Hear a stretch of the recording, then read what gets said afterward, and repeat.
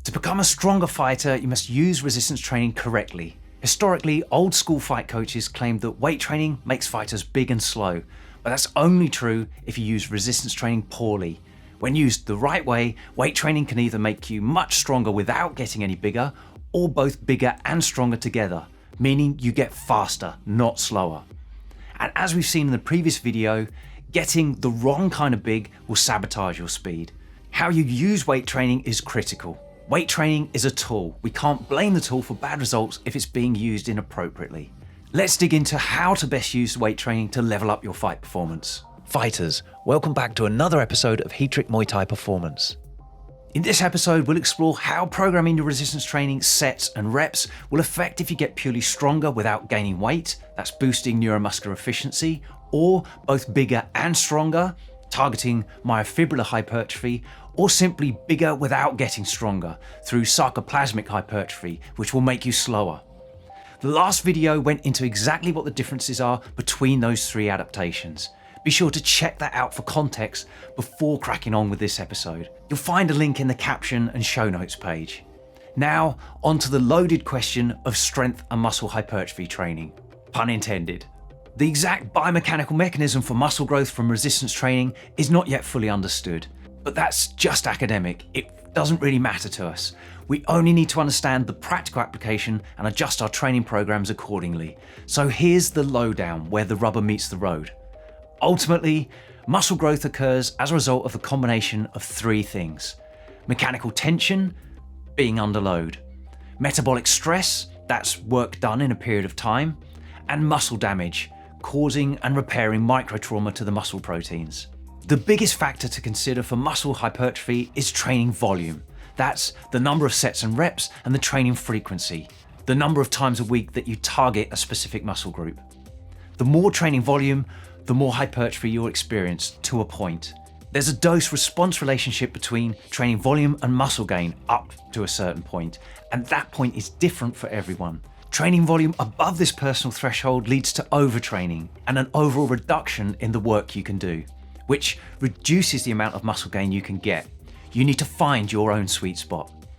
Matching your training volume with the right intensity, or weight lifted, is also critical for gaining strength and/or muscle size. At one end of the spectrum, you have high load, low volume. You can't lift heaviest things many times. And at the other end, we have low load, high volume. You can lift lighter things more times before you run out of steam. So you can see that naturally, lower intensity, lighter weights typically leads to higher volume, while higher intensity, heavier weights typically leads to a lower training volume. The intensity of each set, given the corresponding typical amount of training volume too, results in a different kind of strength adaptation or muscle growth. Either predominantly neuromuscular, that's more efficient at recruiting and firing the existing muscle you already have, or myofibrillar hypertrophy, increased muscle with a proportional increase in strength, or predominantly sarcoplasmic hypertrophy, that's more muscle without gaining strength. And these adaptations exist on a sliding scale from one to the other, and vary between different individuals a little too. But a general rule of thumb that suits the vast majority of people: if you want strength without an increase in muscle mass, using a load you can lift only between 1 to 5 times will increase neuromuscular efficiency, making you better at recruiting the muscle fibers you've got rather than making more muscle. You can get stronger without getting heavier, increasing your strength to weight ratio so you can move faster and be more powerful.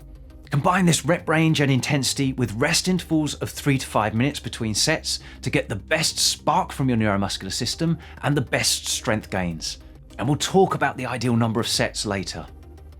If you want to gain more muscle with a proportional increase in strength, use a load you can lift between 6 to 8 times to benefit from myofibrillar hypertrophy. You'll get heavier, but you'll get stronger too, and you shouldn't slow down. Use rest intervals of 2 to 5 minutes between sets to boost the hypertrophy effect. With more muscle, you'll also have the potential to get even stronger without getting bigger if you follow a higher intensity strength training block to improve neuromuscular efficiency. Using a load you can lift between 9 to 15 times or more will result in sarcoplasmic hypertrophy, an increase in muscle bulk without an increase in strength. You'll get slower. Again, resting 2 to 5 minutes between sets will enhance muscle hypertrophy. These rep ranges are not discrete, with up to 5 reps developing purely strength and 6 reps purely muscle growth. In reality, there's a gradual transition between strength hypertrophy effects all the way along the repetition continuum. And individuals all respond to training differently. For example, depending on your genetics, 5 reps could make you grow muscle. If that's not desirable, either drop the rep range and increase the load to target strength alone, or reduce the number of sets you perform in a week. The rep ranges I've outlined are true for the majority, but be prepared to adjust based on how you individually respond to the training stimulus. Fighters looking to increase both size and strength, 6 to 8 reps for 4 to 8 sets per movement pattern 3 times a week typically does the trick.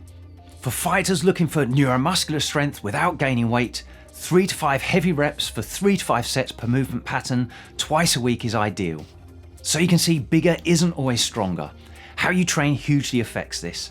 And although adequate strength is the foundation requirement for explosive speed, there again, strong doesn't mean fast.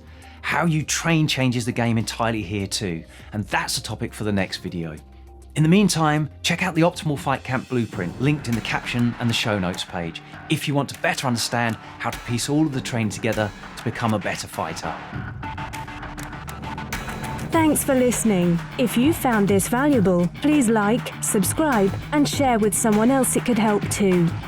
Please give the podcast a review or comment below. We'd love to hear from you.